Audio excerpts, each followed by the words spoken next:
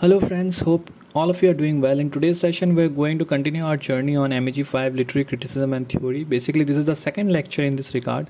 And in today's session, we are going to cover a topic from Indian aesthetics, that is Rasa theory. Basically, this is the unit 5 of block 1 of MEG 5 paper. And this particular topic is very important for your upcoming term and examination. Basically, the Rasa theory came in the exams of June 2021, December 2019, June 2018 and June 2017 and as well as June 2016. And I won't go any further. You have already understood the importance of this particular topic. Before we get started, let me tell you that if you want the notes and analysis of today's session, just go in the description part and click in the link and you'll be navigated to the page where you can study the notes and analysis that is kept for you. As well as if you want the guide or reference books of MEG 5, that is literary criticism and theory, and you're cut on your budget, then you can buy some affordable guidebooks from the link that I have given below. So now, without any further ado, let's get started. So before we start with our session, let us understand what does Indian aesthetic means, because Rasa theory falls under the domain of Indian aesthetics. So Indian aesthetics is nothing but evolved Indian art which serves a purpose of evoking a feeling of one's consciousness, okay, or spirituality in the mind of the audience. Fine. Now, Indian art may include several things, that might include poetry, that might include drama, theater, and many things. Now, under this particular domain, we have Rasa theory. Now, before we go too much deep, let us understand and see the origin of this particular theory, that is Rasa theory. Now, Rasa theory is actually an abstract, or it is taken from Natya Shastra. Now, Natya Shastra was originally written in around 5th century by Bharat Muni. Now, Bharat Muni was a sage, of a very prominent sage of Indian origin, and this particular Shastra written by him contains 36 chapters and 6,000 shlokas. Now, we don't need to be concerned with all the chapters. Our concern is the 6th chapter, which includes Rasa, and the 7th chapter, which includes Bhava.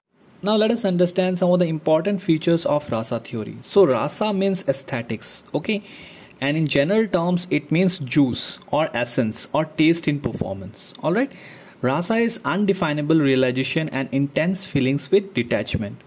Now if we talk again in general terms, it is just flavor, alright, and if we term in metamorphical terms, then it is aesthetic emotions.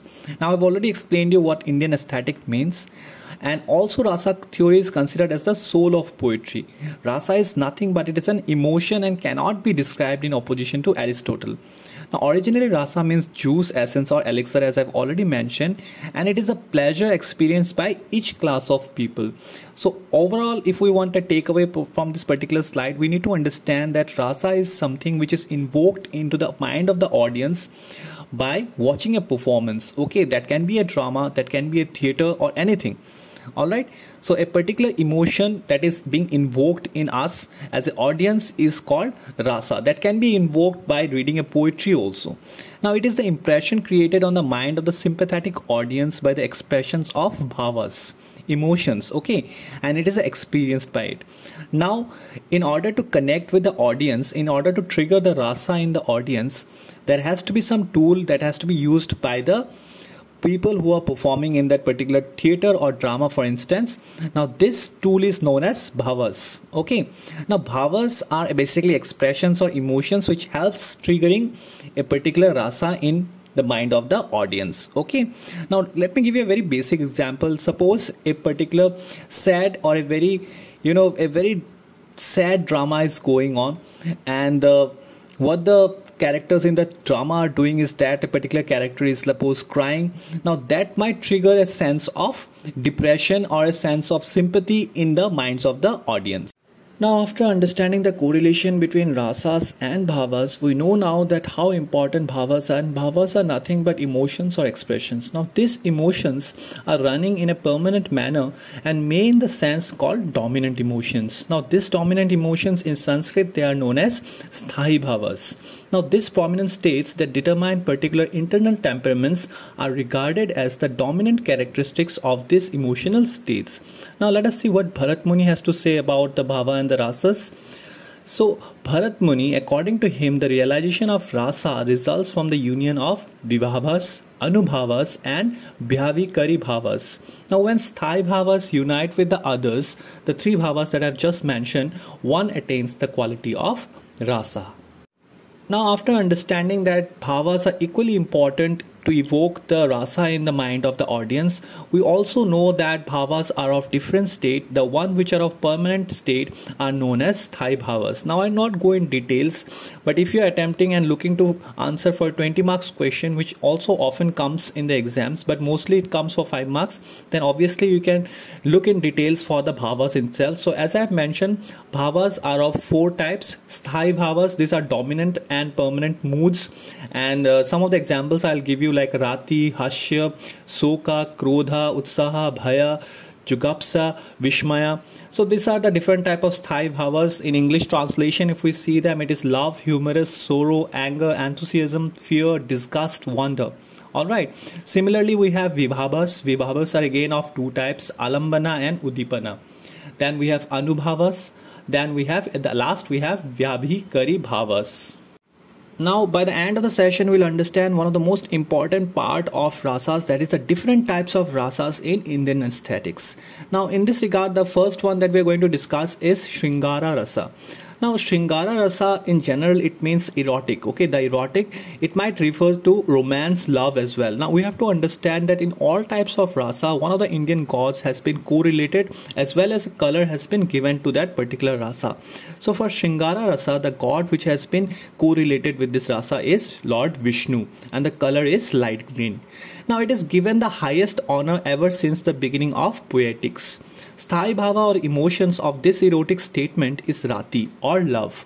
Here, what happens is that the hero and the heroine are the alambana vibhavas, swam, yod, solitude, songs of cuckoo are udipana vibhavas, side glances, twisting of limbs, burrows are anubhavas, and leaving aside the fight is vyabhikari bhavas.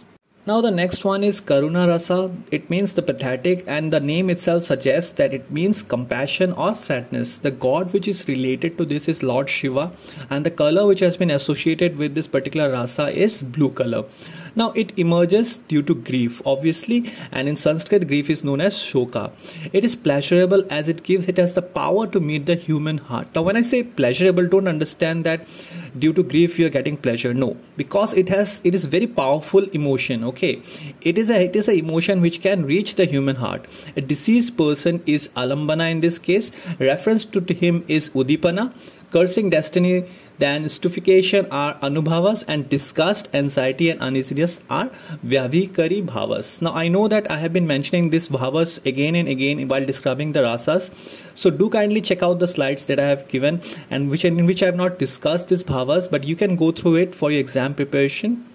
The next one in this regard is Haysa Rasa. So obviously it means the comic, laugh and humor, and the god which has been associated with it is Lord Ganesha, and the color is white.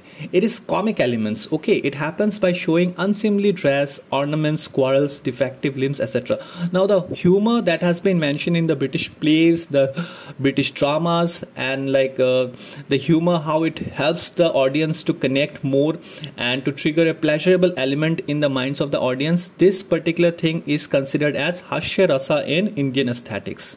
Now the next we have is Rudra Rasa. Now Rudra Rasa is nothing but the furious, the indignation, the anger. The god, the Indian god which has been associated with is Lord Rudra, and the color is obviously the color red. Now here we have different elements, disturbing elements like anger, rape, abuse, insult, threatening, jealousy. Now these elements are actually alambana vibhavas. Okay. Now beating, breaking, crushing, cutting are udipana vibhavas.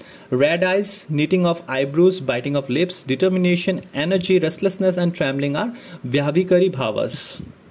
Now the other rasas that we need to look for the examination perspective are Veera Rasa. Obviously it means the heroic, the valor. Now the lord which has been associated here is Lord Indra, and the color is light yellow. The next one is Bhayankara Rasa. That means the terrible, fear, horror.